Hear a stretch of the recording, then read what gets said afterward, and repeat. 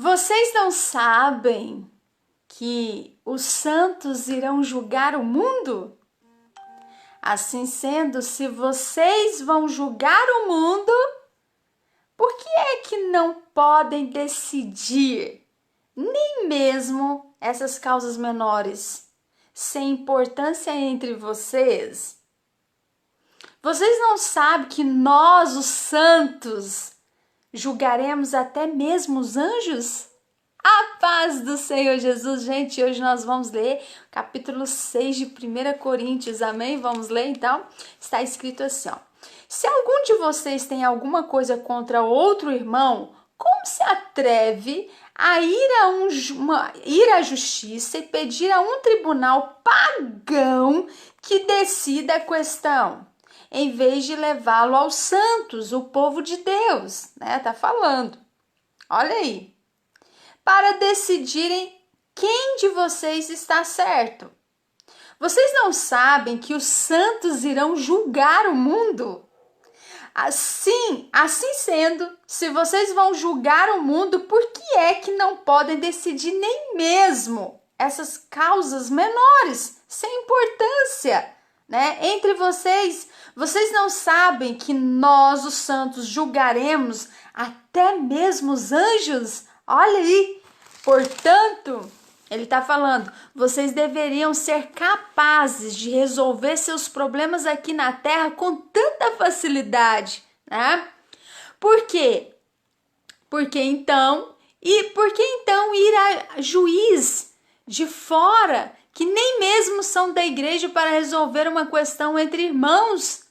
Estou tentando dizer isso para vocês sentirem vergonha, por acaso não existe ninguém em toda a igreja que seja bastante sábio para resolver essas disputas? Olha aí, mas em vez disso, um irmão processa o outro e acusa o seu irmão em Cristo diante de descrentes. Gente, que vergonha! Né? Ele tá falando aqui que quando um irmão tiver alguma coisa contra o outro, não precisa ir em tribunal, juiz, procurar pessoas incrédulas, descrentes, né, da nossa fé, mas sim procurar a igreja, o presbítero, para tentar resolver o problema lá, né? Olha o que ele está falando, né? Não precisa um irmão processa o outro irmão e acusa o seu irmão em Cristo diante de descrentes, né? E como é que fica a honra do nome da igreja, né? Do Senhor? É muito feio. A gente tem que procurar pessoas de Deus para tentar resolver os nossos problemas, né? Olha só o fato de existirem tais questões entre vocês já significa uma verdadeira derrota para vocês, como servos de Cristo. Só de existir essas coisinhas, né? Por que não sofrer injustiça? Seria muitíssimo mais honroso para o Senhor que vocês sofressem o prejuízo. Tá vendo? Em vez disso, vocês mesmos são os que erram, causando injustiça e prejuízos a outros, e isso contra os seus próprios irmãos, tá vendo? Vocês não sabem que os que fazem tais coisas, né, os perversos, né, não têm parte no reino de Deus. Vocês não sabem disso? Tá falando. Não se enganem a si próprios.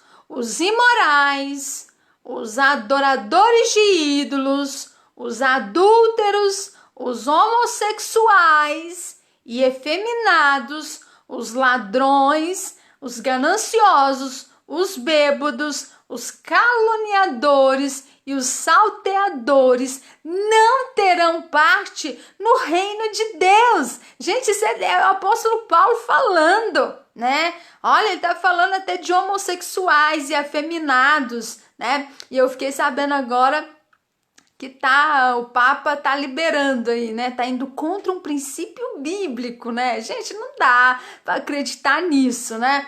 Pensa bem, olha, a Bíblia está falando, os imorais, os adoradores de ídolos, os adúlteros, os homossexuais, os afeminados, os ladrões, os gananciosos, os bêbados, os caluniadores e os salteadores não terão parte no reino de Deus. Olha só, Paulo está falando isso. Como que você vai contra a palavra? Me fala, como que você vai contra? Olha isso. Houve tempo quando alguns de vocês eram exatamente isso, né? Olha aí. Porém, agora seus pecados foram lavados, né? Vocês foram santificados.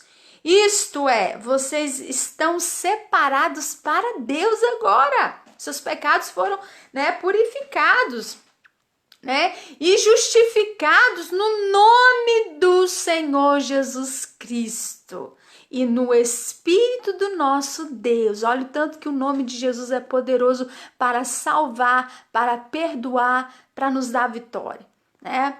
Posso fazer qualquer coisa que eu quiser. Ele está falando, posso fazer qualquer coisa que eu quiser. Mas algumas dessas coisas não são boas para mim. Paulo está falando, algumas dessas coisas não são boas para mim. Mesmo que me seja permitido fazê-las, eu recusarei, né? Tá falando, se achar que elas terão um domínio sobre mim, que não poderei facilmente deixar quando quiser, tá vendo? Então eu não serei bobo, né? Eu não vou fazer. Por exemplo, tomemos a questão da comida. Deus nos deu apetite pelo alimento e estômago, né? Para digeri-lo.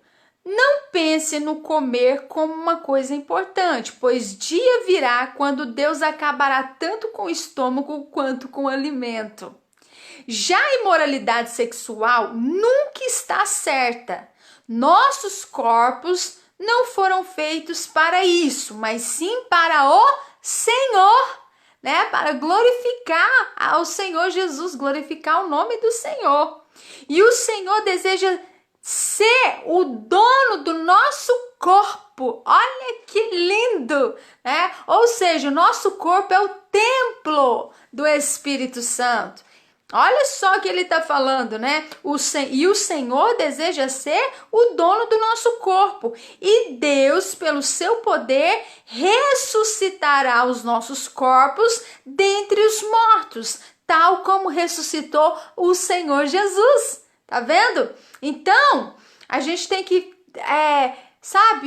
tomar cuidado com o nosso corpo, ter zelo pelo nosso corpo como coisa sagrada, porque Deus habita no nosso corpo e é através do Espírito Santo que nós vamos, ele está falando aqui, pelo poder do Espírito Santo em nós, é que seremos ressuscitados. Olha só, gente, a importância do Espírito Santo habitar dentro de você e você vê o seu corpo como um corpo sagrado.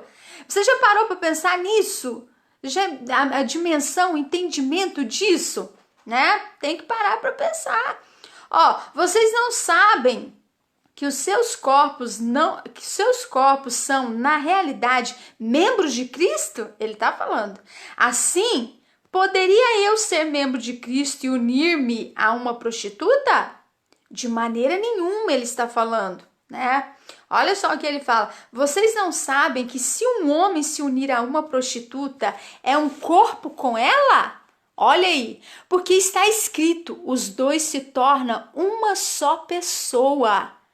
Entretanto, olha só, gente, isso quer dizer uma só carne.